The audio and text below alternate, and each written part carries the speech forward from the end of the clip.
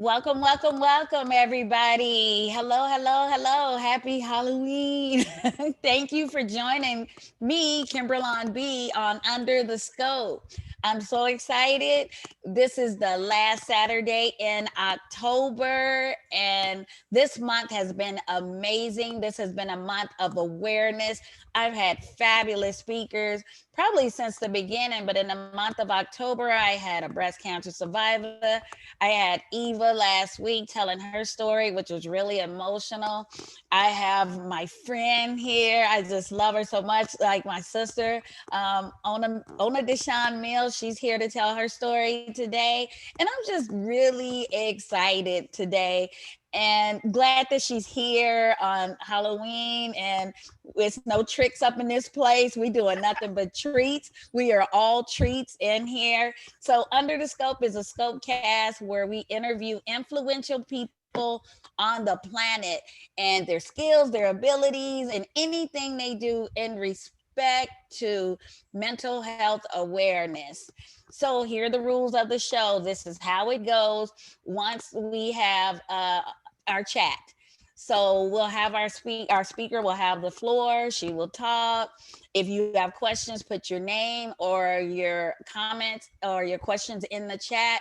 And at the end, when Deshawn goes under the scope, she'll answer those questions.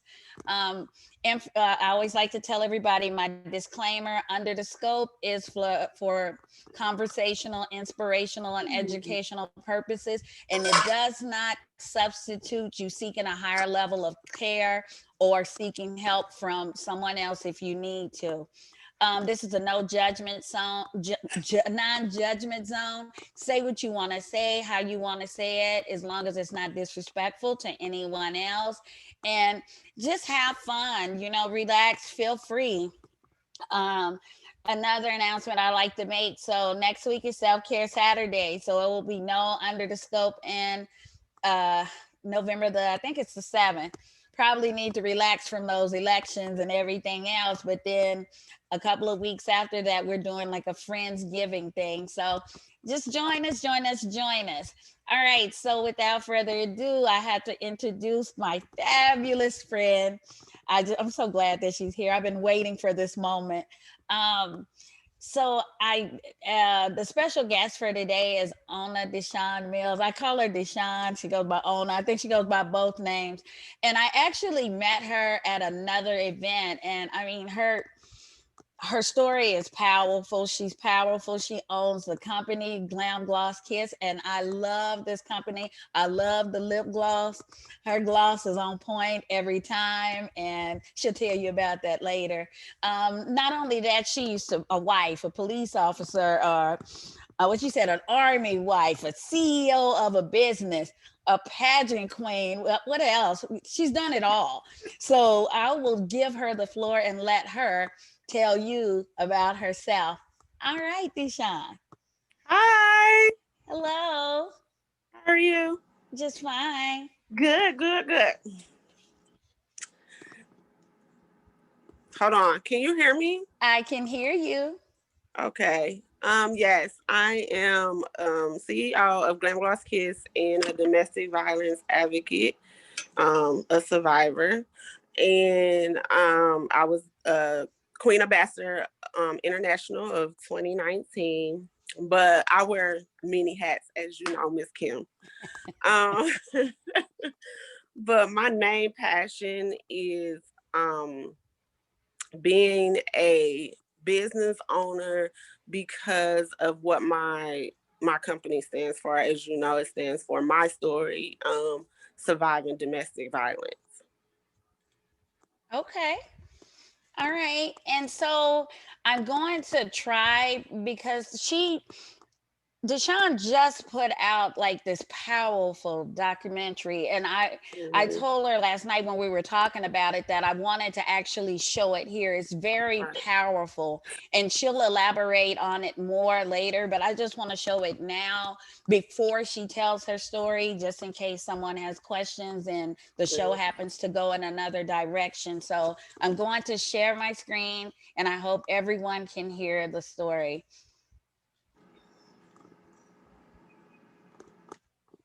and can see the story.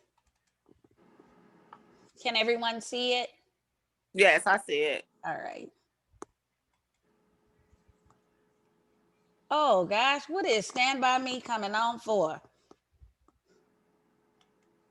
Hold on, y'all. Her story is not the black love story, okay? So I mean, that's between her and her husband, of course, but that's not what we doing right now. Let's let me get this on here. All right, everyone, let's try this again.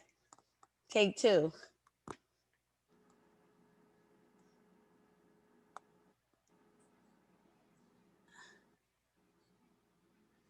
Oh, come on.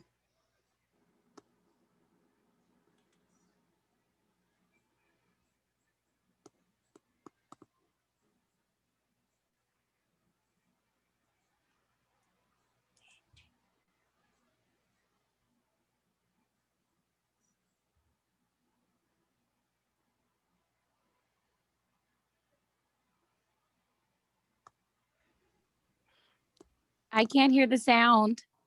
I can't Uh-oh. hear it either. You say you can't hear the sound? Nope, I can't hear it. Ah. I wonder, should I just send the link? Is You it know, is it I, on mute? no, it's actually playing. Oh, I'm wondering if I need to just send the link. Did you try the horn down at the bottom? Yeah, I did. And it's I'll put the link in the chat. So what I'll do, oh, is your laptop volume up? yes, I'm on my main computer. Okay. So what I'll do, I'll put the link in the chat. And so DeShawn, so well, me, I'm my tech savvy. So I'll just go ahead and let you share your story, and I'll put the link in the chat for everyone. not a problem. So the documentary that Kim was trying to share, is basically me and my team. We got together, and they are all domestic violence survivors. So we got together and we decided to share our ugly truth with the world. Kim, as you know, I've been doing this for a year, trying to make domestic violence a big platform, because it's very hard for one to build a platform for domestic violence, because a lot of people do not want to share their story because they feel like they're going to get judged. They feel like they're ashamed. They feel like they might get backlash and not the support that they really need. And one thing that I found out within this year's time is that they don't want to speak about it, is because some people feel like they're not victims, because when you're in a toxic relationship, you try to defend yourself. And some people that defend themselves and they end up going to jail, but the other party don't, at that time they feel like they're not the victim when they really are, because it's a toxic relationship and you're trying to defend yourself. So it's a lot of people that's really ashamed to talk about the things that they've been through in their most darkest moments. So I have a lot of trouble with women speaking up. So I felt like, even men, now don't get me wrong, men go through domestic violence too. It's a two-way street. It's just not women, men go through it as well. So I came up with the idea of doing a documentary, and maybe that will bring some light to other women that might be in a toxic relationship, going through domestic violence, going through mental health, going through depression, to say, okay, look, I'm not the only one going through this. There's other women going through this. And I think it needs to be a community so other people can feel comfortable that's going through these situations to speak up about it. So that's my mission, is to try to build a bigger community to stand against domestic violence. Okay. All right. Did you want to share like any of your stories? Um, are you talking about for my domestic violence situation? Yes. I'm sure. 9 years ago, I was in a domestic violence relationship. But after doing research of what domestic violence is, everybody know that domestic violence have many levels. It's not just physical, but it's mentally, it's financially, it's spiritually, bullying. And I learned that not just once, but I experienced it twice. My high school years and my marriage. Um, my marriage was more emotional, financial, spiritually, isolation, um, and some physical, but more emotional and more financial and more isolation away from friends and family. My high school was more physical. You know, when you're in high school, you think that's cute that your boyfriend don't want you to wear certain clothes, or Mm-hmm. um, you think that jealousy is cute, but actually control play a part of domestic violence too. So he was very controlling. But what made me break my silence and break away from domestic violence was my daughter. My daughter is 9 now. Um, I was sitting on the stairway and I was crying. We had just had a big argument, and she cried to me and she wiped my tears. And at that moment, I was like, I can't stay in this relationship because she's 9 months. And, we think that kids don't pay attention to what's going on when they really do. They really paying attention. They really see things. So I packed my baby up. I packed me up and I left with the clothes on my Mm-hmm. back and my baby on my hip. And my brother from LA, he drove down, he picked us up. I stayed with him, and my mama told me, come home. She was Mm-hmm. like, you have a baby to think about. And I think when you're going through those type of situations or those type of toxic situations, the biggest thing is support. I think some people stay in those situations because they have nowhere to go Mm-hmm. and they don't have the resources. Um, I encountered a few women that said, "Do you think it's easier to just stay?" Mm-hmm. Absolutely not. No, it is not easier to stay. If you have kids, if you have um, other things that play a part in that situation that motivates you to leave, if you can't do it for yourself, do it for your kids because they're watching. And you don't want your daughter growing up that thinking that's love for a man to hit you, to have control over you.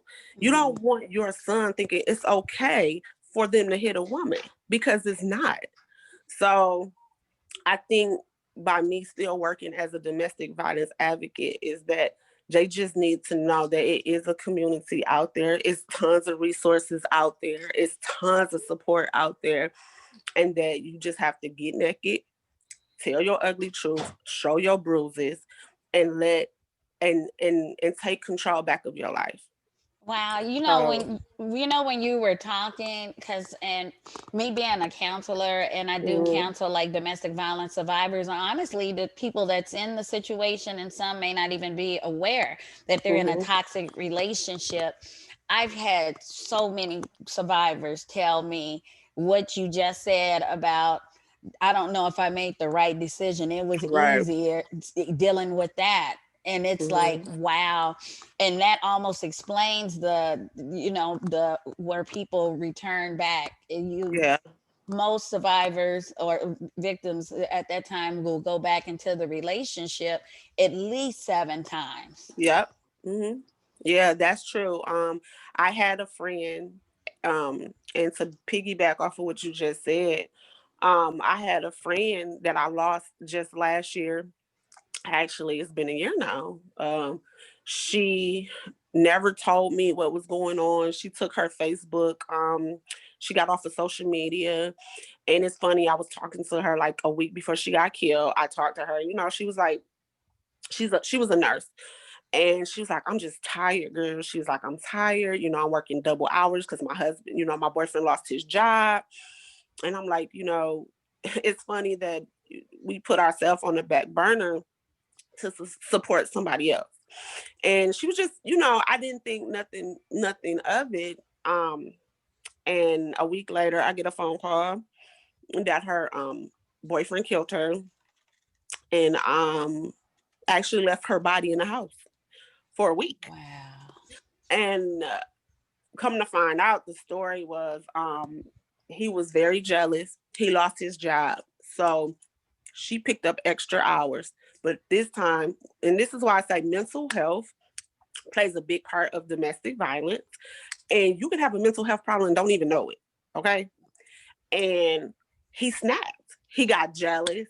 He thought that she was doing other things outside of work when really she's helping take care of you. She's working 12 hours, trying to stay above water. But he couldn't take that because he felt like, okay, she's becoming a dominant one. She's working. She's bringing the money in the house. He felt like he was losing control. So what he do? He killed her. And most people, when I was getting a story, and my husband was deployed at the time, but most people was telling me that he never seemed like that type of guy. It just like something just came over him, and he did. And I'm thinking, well, you never know what was going on in that household if she never spoke about it. Mm-hmm. You know what I mean? So it made me push even more because at this time when I found out she got killed, I went into a depression mode. And the reason being is because, when you survive something that somebody didn't survive, it makes you think like, oh my God, what was that? What could I have done? You know what I mean? What did I miss the signs? Oh my God, was she trying to tell me something on the phone and I missed it?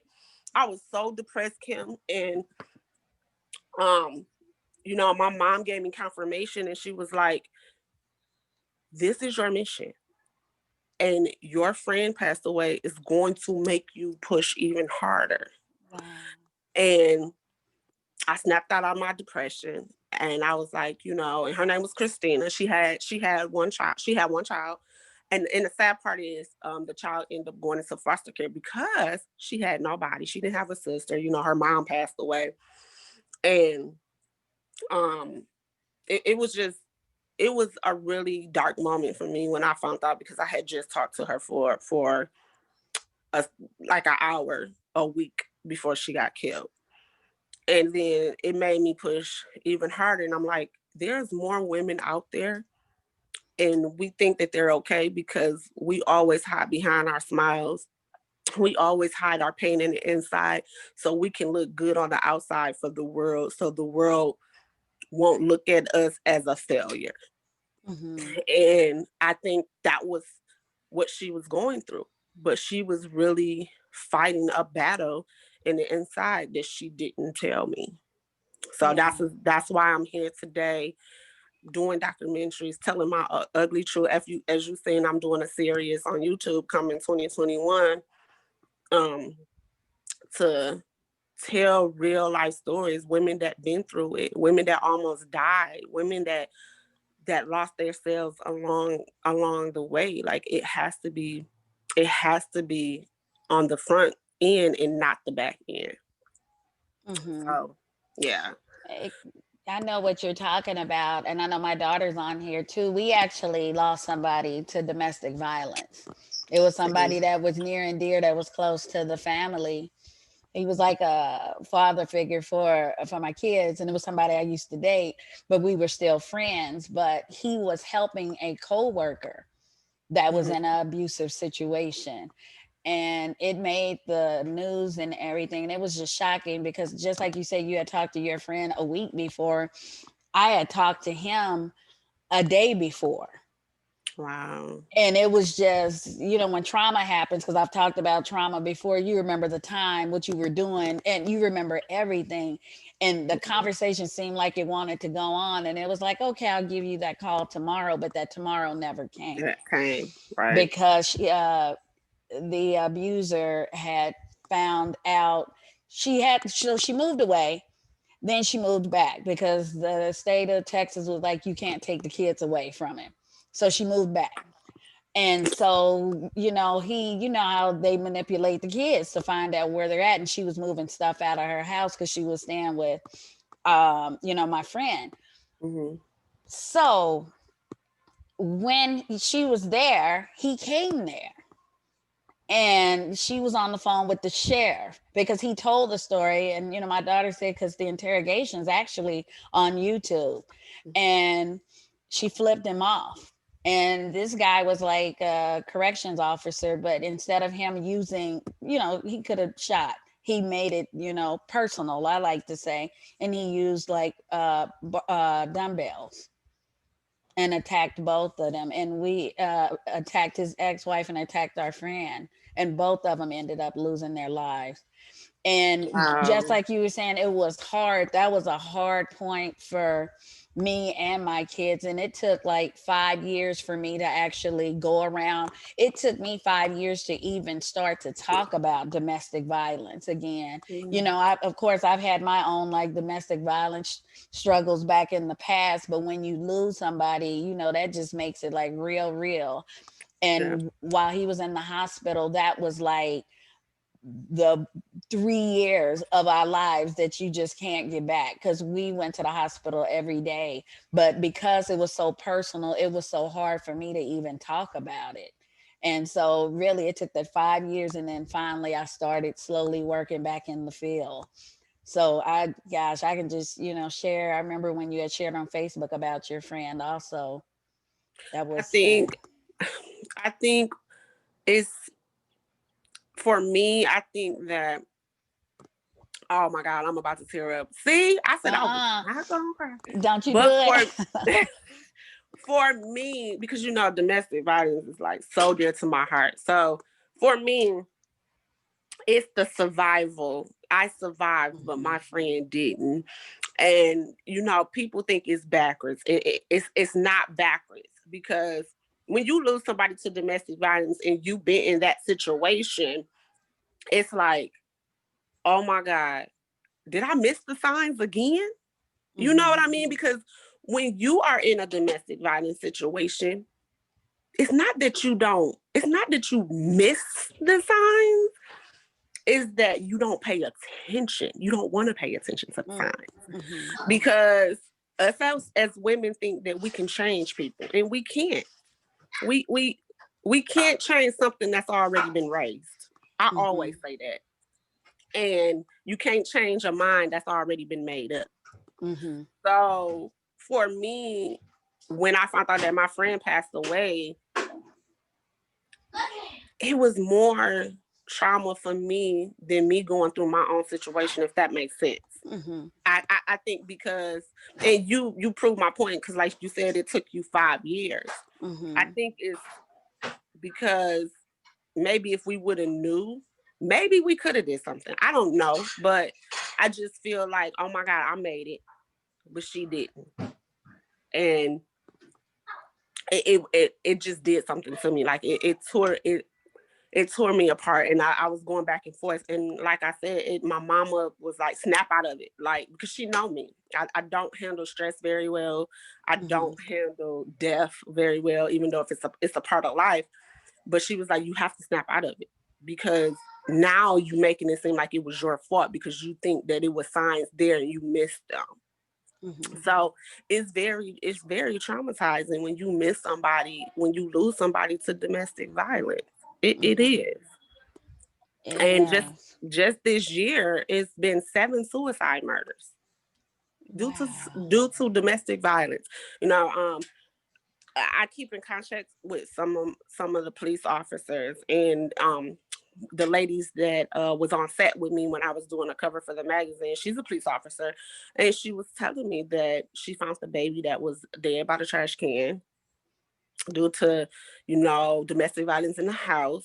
It was 7 suicide murders due to domestic violence, because now you're going through COVID, and now you're in the house with each other all day, every day. So mental health I think mental health plays a big part in domestic violence. And now it's becoming to the part where now they're not just killing their wives or their boyfriends, they're killing them, and now they want to turn around and kill themselves.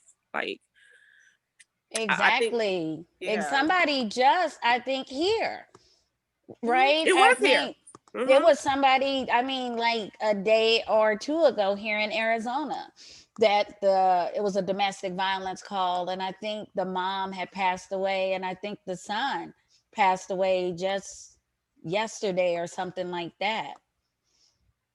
So yeah, it's The 7 definitely there. suicide murders was here actually in Levine. Wow. In Hmm. Levine. Hmm. Yeah, and see this I'm having and then I'm having a problem with that because the media don't talk about the things that need to be talked about. And that's why I think a lot of stories get swept up under the rug because they're being covered up and they're not being talked about. But yes, I didn't even know until she said it. I'm like, oh Wow. my God. Just like in Ohio, there has been 100, let me get the numbers right, 175 people that was arrested, and they found 102 people from sex trafficking. Wow. So it's a lot of things that's going on that we're not aware of, and I try to keep it up because I have to make a change and get the community to come with me and make a change. Okay. So yeah, it's if we don't talk about it, then it won't get fixed. Right. So I ask everyone that comes to Under the Scope, what is your definition of mental health? Um, like I said, mental health is one of the biggest things that plays a part in domestic violence and other things. I think mental health is one of those things, another ugly truth where, some people may not know that they have a mental health issue. Um, but Kim, like I said, mental health to me, what it means to me is that something that's going on within you that you don't want the world to either know, or you don't even know that you're aware of that mental health situation or that mental health inside of you. And I'm not saying that I have a mental health, but my ugly truth is my anxiety, girl. Oh my God. I don't know if that's a mental health issue, but I get anxiety real bad when I hear stories about a mental health and domestic violence situation. Mm-hmm. I just did an interview about my customer seen her mom get killed when she was 8 years old, and she said she screamed and it was like something possessed him. And see that right there is mental health and spiritually, and people scared to put those in the story front because spiritually and mental health it plays a big part. So to me, mental health is one of those things that can be within you and you don't even know it Mm-hmm. until you really search within yourself. So Right. You know yeah, what? You know what I've noticed also, and I know Eva had talked about it when she was on here. When it comes to, because October, it's Breast Cancer Awareness Month. We don't want to discount that, and it's also Domestic Violence Awareness Month and bullying. and bullying. Yes. Yeah. And Mhm. but we've talked about the pink, and talked about it, and like I said, I don't want to discount it because that Right, is a thing and it's worthy to celebrate, but right. there's no purple out there, and domestic violence really doesn't get talked about. And I Mm. remember she's on the show, and she had asked the question to Eva, and Eva's response was between breast cancer and domestic violence awareness is that domestic violence doesn't have a cure. I mean, you got treatment and everything else. I agree with her. I say that all the time. Yes. Domestic violence domestic violence don't have a cure. Breast cancer has a platform within itself. Mm-hmm. It has all types of organizations. It has all types of stuff in the store.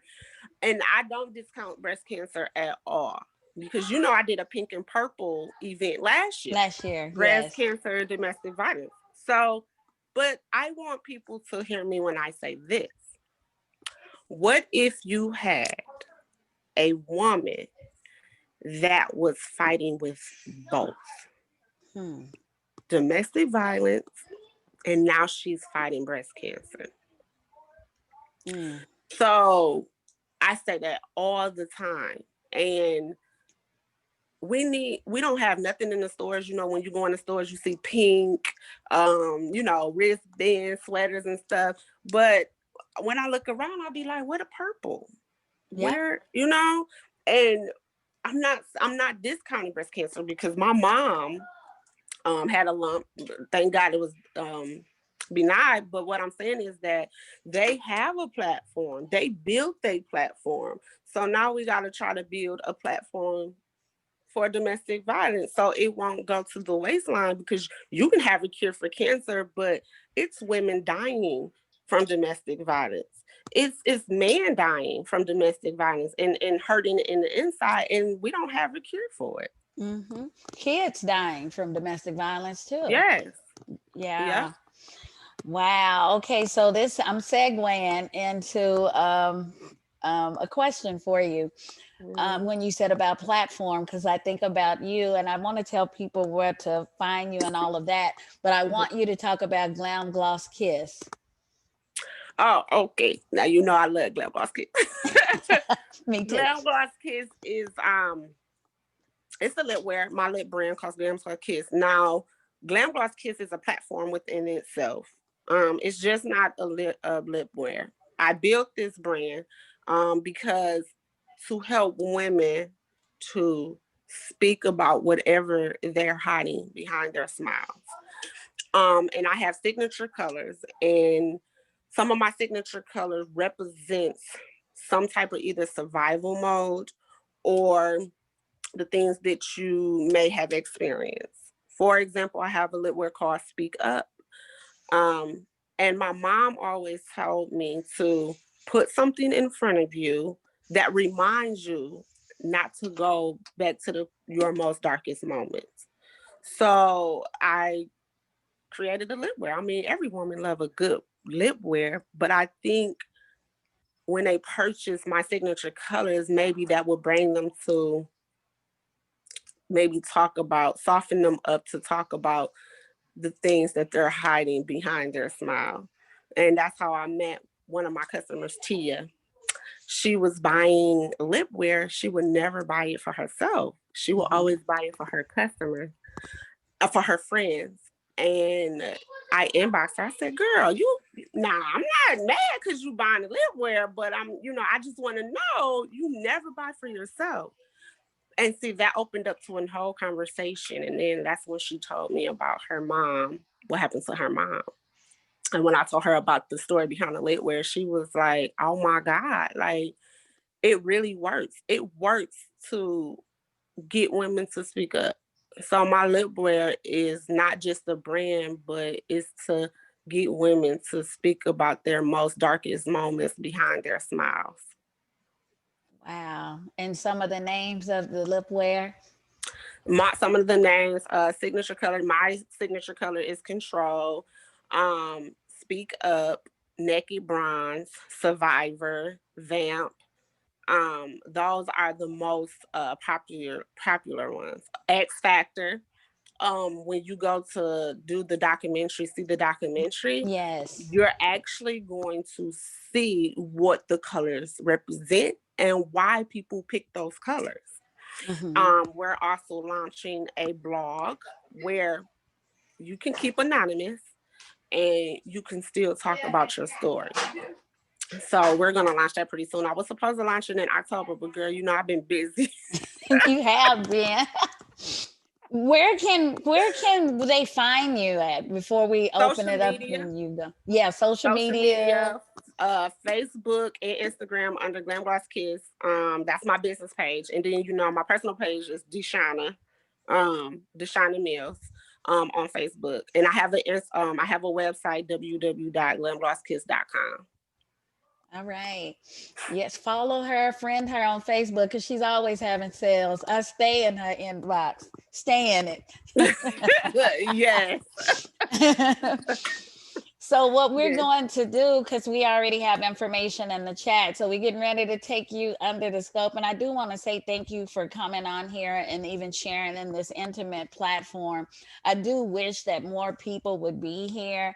And I've to be transparent, when it comes to like domestic violence and awareness, I'm like, I think it's something that Right. every woman or everyone needs to hear, but it doesn't Right. get that much play until it's too late. Until it's too late. Yes. Yeah, so I Yep. just want to just thank you because I know your schedule's been crazy to even come on here. So I do have the documentary. The link is in the chat for everyone to view. It's very powerful, and they do explain their favorite colors. So I have comments for you, Hmm. Deshawn, and everyone else. We'll get to your questions soon.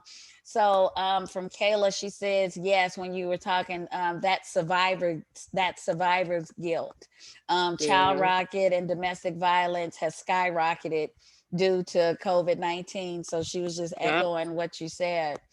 And the question I have for you is, besides your mother, was there anyone else in your life that helped to keep you encouraged during your DV experience? Oh my God, that is a good question. So I want to say this. I isolated myself um, when I acknowledged my domestic violence situation. Now, the reason I isolated myself was because, like I said earlier, I didn't want to hear, oh, girl, I wouldn't have stayed with him, or, oh, girl, you stupid. I didn't want to hear that. Um, so no, actually my mom, even though she never experienced it or a divorce, because my mom and dad been married 50 years, um, she encouraged me. She reminded me who I was before I became a mother, before I became a wife, before I became a victim. She reminded me the person that I was. She supported me as much as she could, but she couldn't give me advice on how to handle it, if that makes sense.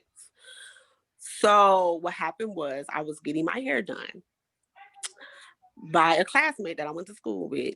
And Kim, I don't know if it was God, I don't know what it was, but I just lashed out. I was crying while she was doing my hair.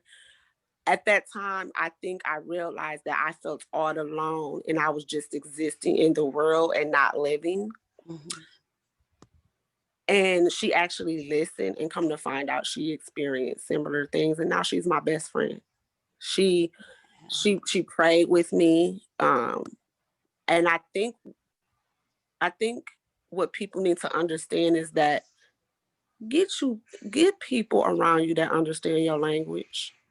Mhm. Because if people don't understand you, they're not gonna understand what you're talking about. They're not gonna understand your situation. So I think that was God that made me just lash out the way I did that day when I got my hair done, because God knows, and I didn't even know that she experienced domestic violence. And Mhm. then at that time, Kim, honestly, I started to really heal. I started healing because I finally met someone that was going through something that I went through. Mhm. And so no, I didn't get any other type of support. So if it wasn't for my mom and my dad telling me to come home, and if it wasn't for my daughter, you guys, I honestly don't know where I would be today. I don't know if I would have stayed in that situation. I don't know. I don't know. All I know is my mom, if it wasn't for my mom and dad, helping me raise my daughter because I was in a dark place. I couldn't even raise her at the time. And if it wasn't for my best friend, Jatima, I honestly, I don't know. I don't think I would be here, to be honest. I really don't know. Wow. So it's very important. That's why I say to come back to that, it's very important to speak up because you will feel like you just existing in this world and not living. You will feel like people don't care. So to answer the question, no, if it wasn't for my mom, if it wasn't for my best friend or my dad, I or my daughter, I don't know. And I call my daughter my butterfly. She's my butterfly because, butterfly represent new beginnings, new life. And that was the best parts of my most darkest moments was my daughter. I tried to stay happy around her. Even when I was pregnant, we got into a physical fight. I threw his ass down the stairs. Oops, I'm sorry. I threw him down the stairs. I was pregnant and I was going up the stairs. He was coming down the stairs and he grabbed my arm because I was about to leave him. And I just turned blank. And the next thing I know, he's rolling down the stairs. And he calls the police on me. You calling the police on me, but I'm pregnant. Wow. And that happened here because my daughter was born here. So the police said, thank God. He said, oh, you're going to go to jail because she's pregnant. Who you think will go to jail? I said, I want to press charges, take him to jail. And if that happens, that's your cue to pack your bags and get ghost. Get ghost. That's your opportunity to leave, to give you time to find shelter so you can find that support. So to answer her question, no, I isolated myself because I didn't want to hear the backlash. Because when you hear backlash like that, that make you feel even worse. You know what I mean? So I isolated myself from certain friends, and I just kept it between my family, my mom, my dad, and my best friend. You know what's interesting with that isolation in some other cases, that isolation also begins in that relationship when that abuser starts to pull you away from people. And people, you're right. What were you gonna say? That was me. And people need to understand it's different parts of it's different definitions of isolation. You know what I mean? It's that isolation where you're being abused, and the reason he isolates you is because he don't want people to know what's going on. He don't want people to know what type of devil he really is. Okay? Exactly. And isolation for me when I started healing was I didn't want to hear nothing negative because I already was coming from a negative place. I didn't want to hear nothing negative about you telling me I shouldn't have stayed there. Because if it was you do not know what you're going to do when you're in that position. Exactly. You don't know what you're going to do. So I didn't want to hear it. Yeah. Exactly. They sleeping at night, right. Comfortable. While I'm getting my ass beat. Right. Yes. So, that's real. So in the chats is going. So I know Kayla said, and it's back to the Levine thing. She said, that's true. I haven't heard anything about the murder-suicides here. And she said, wow. Yeah. I mean, neither. And my husband, it's funny because my husband is in the military and he does like missions and stuff. And I was telling him and he was like, what? I was like, yes. Like, when I say it's a lot of things that get pushed under the rug that really needs to be talked about, it's not. I didn't even know. And I'm a domestic violence advocate. I didn't even know until she told me. And it shouldn't be like that. You're finding a baby dead. It's somebody getting killed. And then on top of that, he's killing himself. Like that needs to be brought to the front. Forefront. It needs to be pushed to the front so people can know, so people can be aware, so people can educate themselves. And it's not, but I'm here to make a change. I don't care how long it takes, but And I want more women to join us. The more, the merrier. We're working on a few things for next year. I can't speak about it yet, but we're working on a few things next year. But yes, but it's not even here, Kim. It's just not here. It's back home where I'm from, Michigan. A lot of suicide, toxic relationships going on because they're stuck in the house. They can't go Yeah, nowhere. They're trapped. exactly. So Exactly. I know it's Kayla also said victim blaming is very real. It makes it hard to disclose. And it says, yes, abusers manipulate their victims and the people around them. Spot on. That yep, victim blaming is something serious. facts. Yep, Mm-hmm. facts. That was me. Yeah. Mm-hmm. And Anyone? Oh, I'm sorry. Go no, go ahead. ahead. No, you go ahead. No, I was just saying that was me. That was me Okay. last year when I lost my friend. Like I felt like I don't know. Did I miss the signs? And sometimes I still think about that. Not as much because um it's crazy. I'm an empath. So, I feel her presence.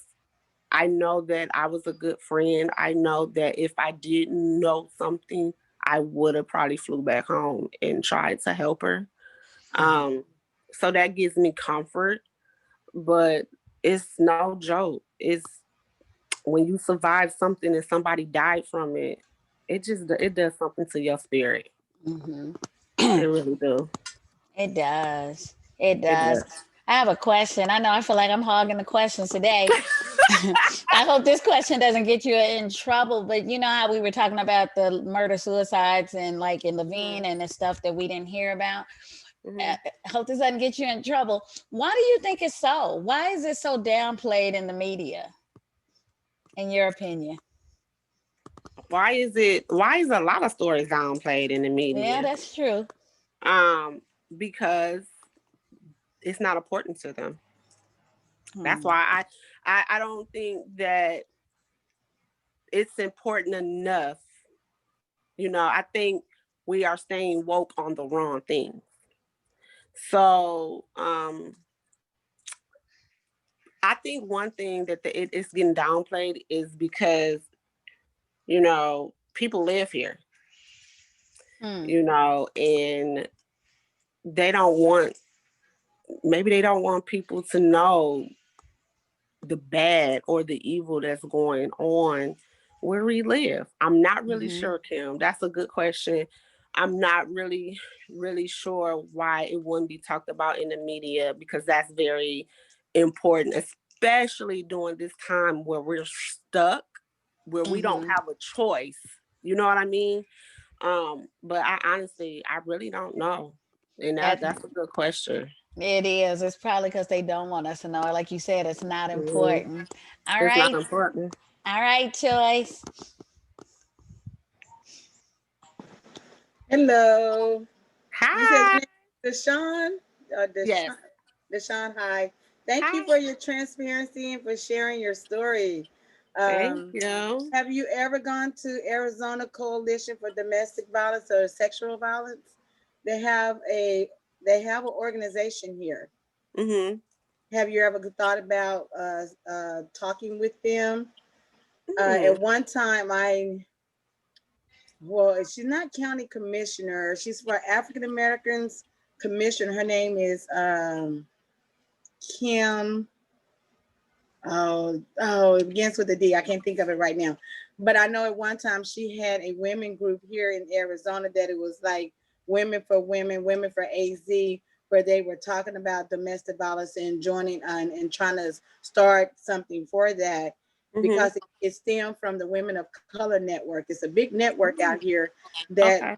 focus strictly on domestic violence, and Nice. they have different type platforms. It's national, and they have conventions, they have meetings, and when you go, each one tells something different, and you learn something different, and on how you're going to help people and how to help yourself as well. So it's called the Women of Color Network, and they're Do based they out have of a Facebook Philadelphia. page? Yes, and they're based out of Philadelphia. Let me reach out to Kim so I can see if they're still doing things here in the Phoenix area. But I know Arizona Coalition, because they also had one for men here. I think theirs were called Jazz. That's like when I first started, because I So was doing do they travel? the one with the Women of Color Network. Yes, they do travel because it's like in each state. Each state has something in each state. Girl, I So don't mind traveling. I would go. You sure and you know will. what's interesting about this? They also have where you can sign up for it, you can apply for it, and they'll pay for you to go too. So Oh wow, like a yes, little please send me. scholarship, just like a little Yeah. scholarship. But then they'll pay for you to go to the convention, but yet you pay for your own room or your transportation to get there. Because I Okay. happened to go one year. Someone paid for me to go, and I was like, yay. So Yes. I learned a lot while I was there. And it's Mm-hmm. called the Arizona Coalition to End Sexual and Domestic Violence. Well, So can you friend me on Facebook and I send me will. the info? Girl, I can't see. Okay. so Can yes, you I will. friend me and send me the information? And then I would love to go to something like that. Anything that will make me even educate me. And yes, I would I'm all game for it. So please send me the Kim Dartez, information. that's her name. Okay. It is Kim Dartez. I had to think about it. Yeah, because she's an awesome lady. I mean, she really, Okay. really is. And I have to find out if they're still doing that or not. But you was talking about, when I was listening, I was like, kind of remind me of a guy that, you know how you dating somebody, but you're really not dating that person. And then that Mm-hmm. person think you're in a relationship and you're really not in a relationship. Mm-hmm. Well, that happened to me one time. And the guy had been drinking. Kim, and I never told you this story, but he had been drinking. But I've always had this thing about me that I'm not gonna let nobody do this to me, not shooting Right. anybody down. But like you said, you don't know what you would do when it happens. But Right. just because he was trying to fight me, which was he did it twice, and he was drunk. So they said the first time he did it, it was at a store, and I was on the phone talking, and all of a sudden he wanted to fight. Well, at that, and it was crazy because at that time I had started learning karate. So by that time, I'm full blown black belt at that time. And so I was like, what? I had on a dress, I had on some boots, and I remember that day as if it was happening right now. I took my boot off. I said, oh, you want to fight? Let's go. I took my boot off and I went to swinging. I said, oh, no, no, no. We're not getting ready to do this. Oh, no, not happening. And then the second time, and I was like, okay, maybe we're just having a bad day. The second time is what did it. Drunk fighting me in the yard, my body, and I could have sworn that I had dislocated my shoulder or something. I got in his vehicle, drove his truck to the hospital. Luckily, it was just a lot of bad muscle spasm and everything. But I did file charges on him that very night. Good. I filed charges and he called me on the phone because they went to his job and got him. And he called me, did you file charges on me? I said, yes, I did. And I did not drop him. I said, I'm not playing this. I'm not going to do this. Right. And I Right. don't think Mika, have I ever told you? Mika's my sister. I had never told her. And I said, I'm not doing this. Right. No. And so when I met Mama Francis, and she had a domestic violence shelter, and she's the one that got me involved. She's the one that sent me to Louisiana that year for me to learn. And I did. Wow. And I'm so thankful for her. And she didn't even know me, Peter from Paul, Sam, See? Jane, John, nothing. And she sent me on my way, and off I went. I went by myself. And I had a That's great time. But amazing. so I'm one of those people too. I'm gonna come to your rescue. I'll be ready to fight. Me I'll too, be ready. girl.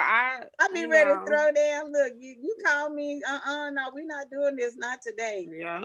So Yeah. And that sounds like he had self-esteem issues. Like I it don't sounds like he was getting turned down a lot. And he just I don't yeah. know, but that ended. That squashed it. We're not doing this no more. I When know I that's say right. I grabbed him around his throat. You know, I learned them karate moves. I grabbed him around his throat and I held on. But you know what was crazy? It was nothing but God, because my cousin and his friends just happened to come to their store that day. And my cousin goes, What's up, kinfolk? What's going on? I said, this think he's getting ready to fight me. Oh no, we get ready. And my cousin is talking to me. He reached over my cousin trying to hit me. What did he do that for? They lit him up. And the people at inside the store would call the police on my cousin. I told them, go, I got you. I got this. He got up, he went out stumbling, left blood everywhere and got in his vehicle. And I told them, no, they didn't do anything wrong. I said they were protecting me. Right. Because he was out there fighting me and you didn't do nothing about it. You didn't even come out there to stop it, which I understand they say because they could get killed or something. So a lot of people in places won't intervene. So, but I just to say, thank you. You're not alone. Thank you. You're not alone, and we all go through something, you know. We just, I just finally learned how to share because I want to be able to help somebody else. Me too. That part. Thank you so much. And yes, please friend me on Facebook so I can get that information. Do it now from Kim's page. Okay. Anyone else have any questions, comments? Hello, I have a couple of stories, I guess.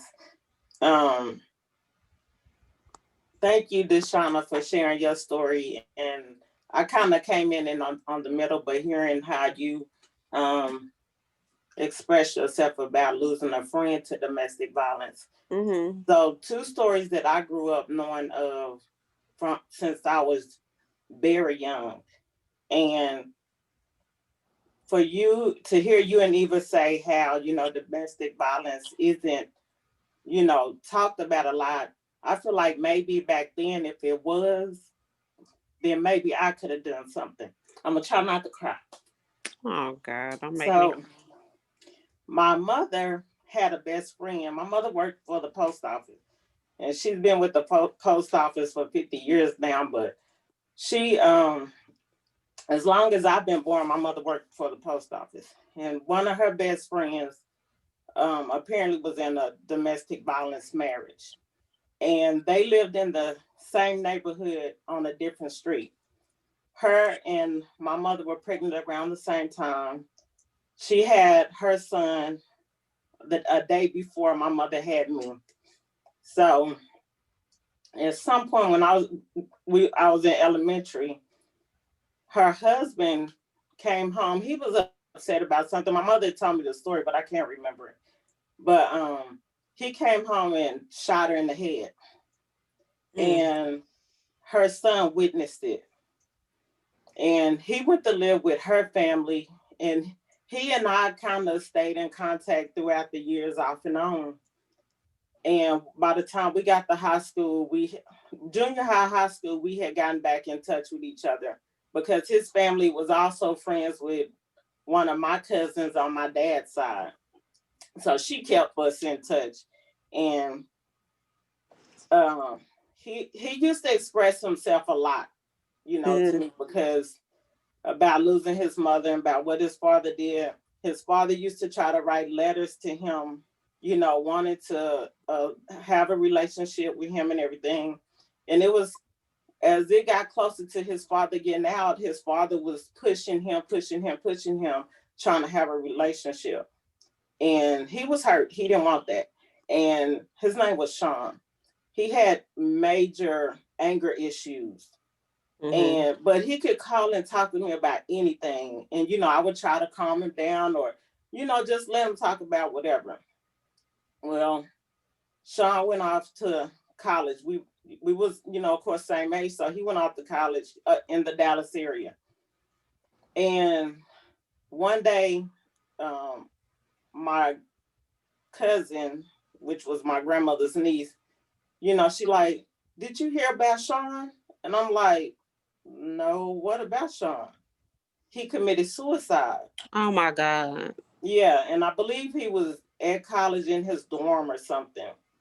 And it was because his father was trying to push him into having a relationship, you know, trying to be in his life. And I wish I knew more back then about domestic violence. And I don't know, I just feel like maybe I could have been a better friend or something. But I was, you know, I know I was the best friend I knew how to be, but I feel like I could have done more. And Oh, I'm sorry. It's not your fault. It was just it's just He he was a was good. dealing with something inside of him that he probably didn't share with anyone. And you have to Yeah. understand, he seen his mom get killed. So, and now his dad want to come back and build a relationship from him. So he didn't have that support to try to like get, you know what I mean? He didn't have that support to try to even cope with that situation, and he probably just kept it all inside, and it just built up. Mm-hmm.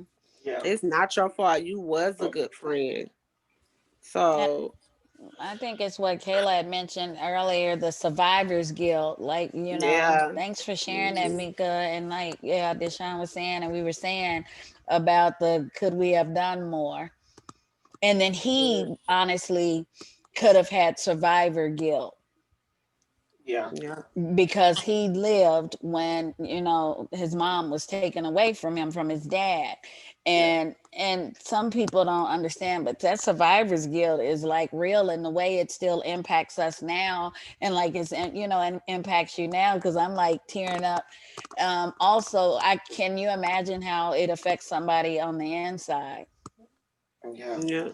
And another story I grew up knowing, which Choice know as well, because this is her family as well, is some girls that moved across the street from us.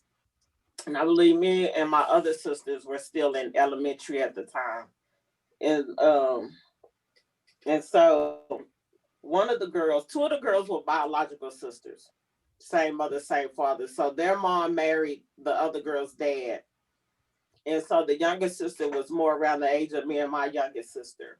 And so after they moved in, we found out that her mom had been killed. Her dad had cut her head off, her mom's head off. Yeah. And so, well, the youngest girl, Austin is a small world. The youngest girl, her older siblings, her older sister and older two brothers are my cousin on my dad's side. So I knew their mom had been killed, but I never knew how. And so I didn't find that out till after till her and her step family moved across the street.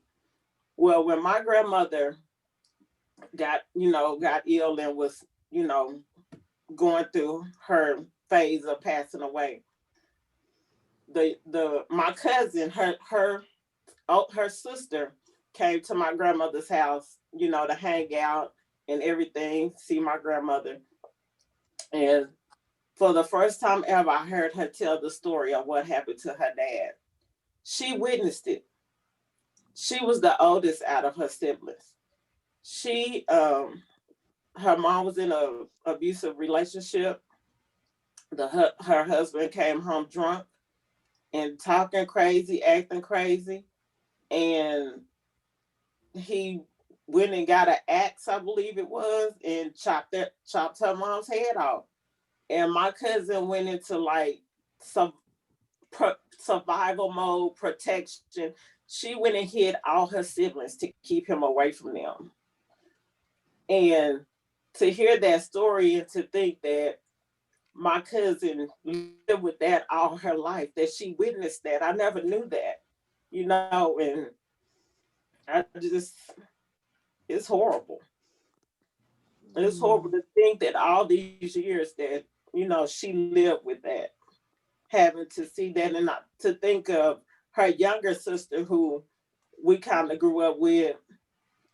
She had to grow up without her mom, and then there would be times, siblings get into fights and stuff. Where there were times where we would hear about the other two girls being mean and ugly to her and saying ugly stuff to her, and even her stepmom, mistreating her, and stuff like that.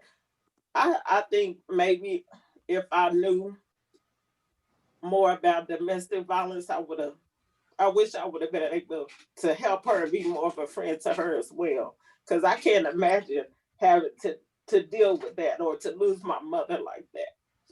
Right. And see So now things like that. And when people witness stuff, now see, this is where the mental health come in at, Kim.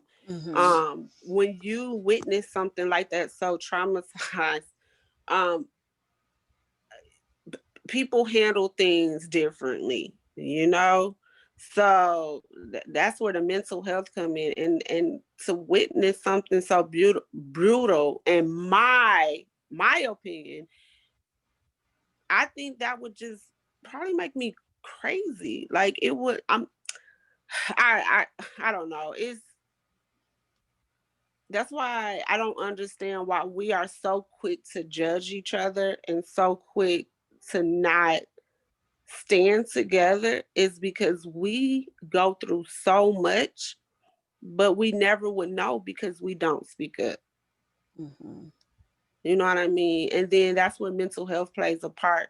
Because when you see stuff like that and you don't seek help, you don't know what's going on in that person's mind. Or what they want to do. Or some people might want to seek revenge. And when they seek revenge, they don't seek revenge on the person they did it. They seek revenge on people that they love. Because what they're seeing, they think that's okay. And it's not okay. Hurt people hurt people. Yeah, they do. Yeah. Oh, that thanks for sharing me, because that's, oh my gosh, that was deep. That's deep. Yeah. I need to do some heavy meditation on that, because that's deep. Yeah, it is. Anyone Did else? she seek Oh, help though?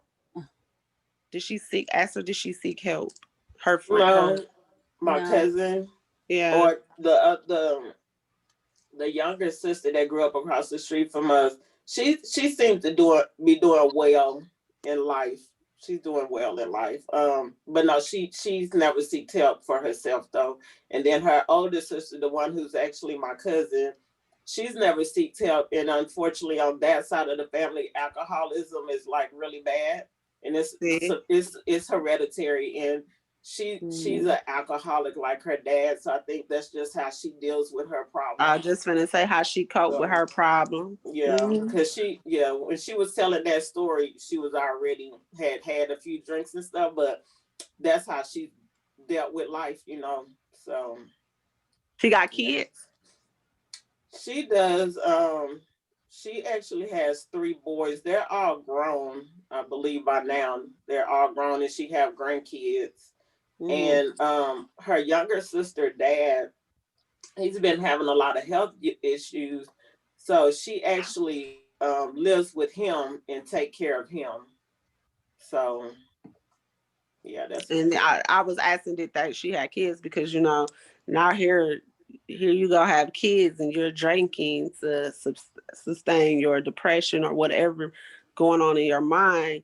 And that's why it goes back to, you have to be careful what you're doing, because now your kids is seeing what you're going through. Yeah. And that, my daughter is 9. She's 9 years old, and she don't not want me to speak about her father. And my daughter just broke her silence last year and told me that my ex-husband was bullying her, and at 3 years old, to wash dishes. Wow. At 3 years old. And that, I wanted to fly back home and kill him.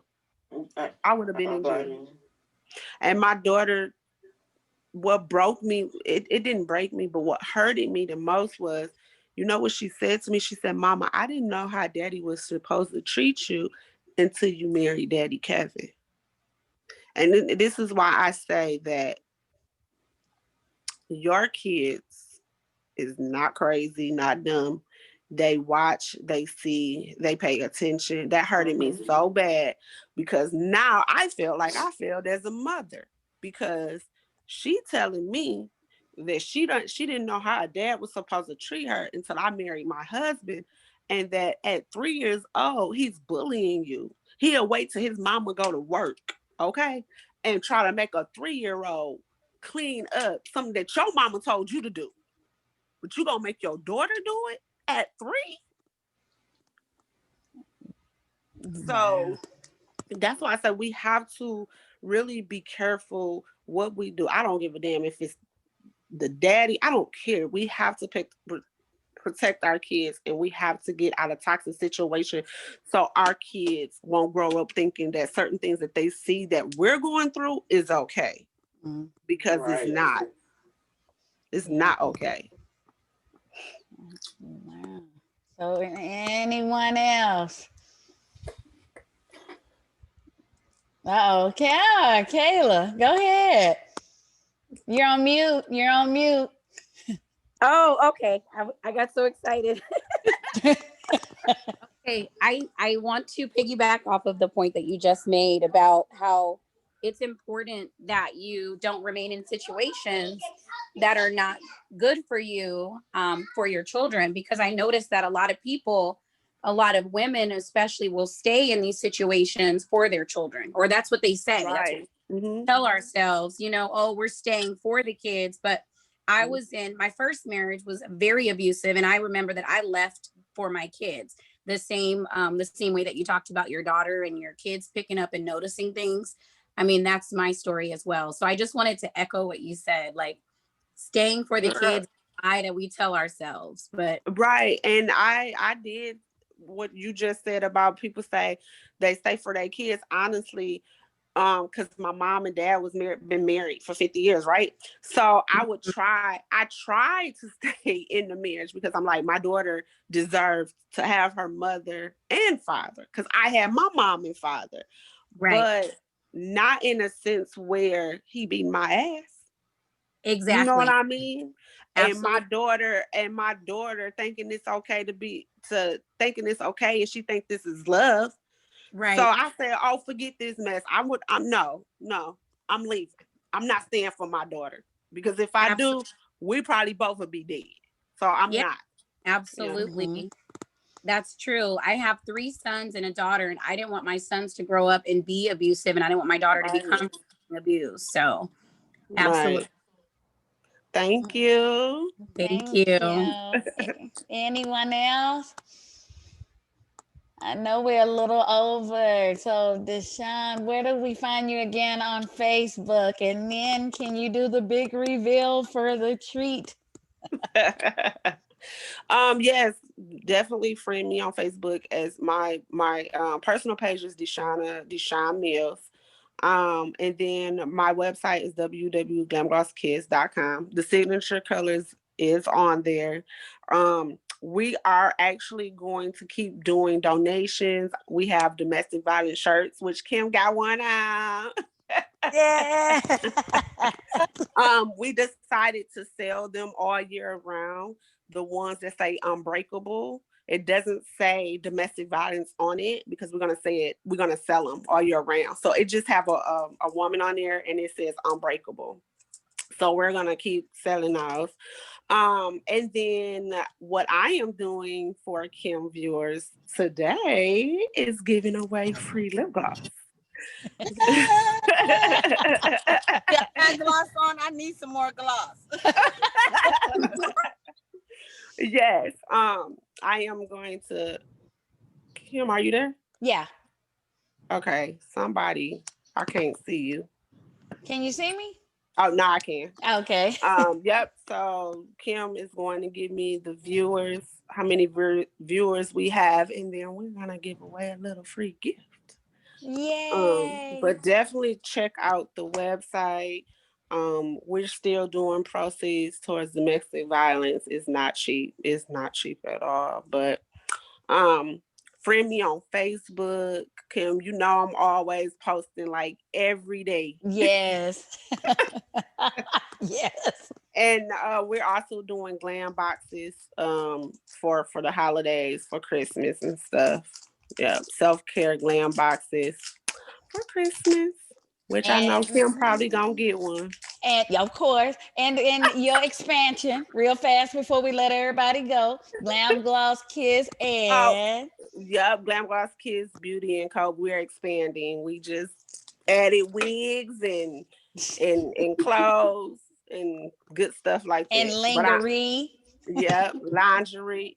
Yes, lingerie. Yes. All of that. So thank you so much. Again, thank everybody for coming. Thank you so much again, Deshawn. Anytime, boo. Anytime. Anytime, yay, visit her website. Y'all shop. She throws sales like crazy. She does. And I love I will. sales. But yeah, thank everybody for coming again. If it wasn't for no you, there'd be no me. We're taking self-care Saturday next week. We'll be back November the 14th. Thank everybody for staying in and staying after on Under the Scope, where good tea and reads are welcome. Make it a Yeah. great one. All right. Bye. Bye. See Thank you. ya. Bye. Thank Bye. you. You're welcome.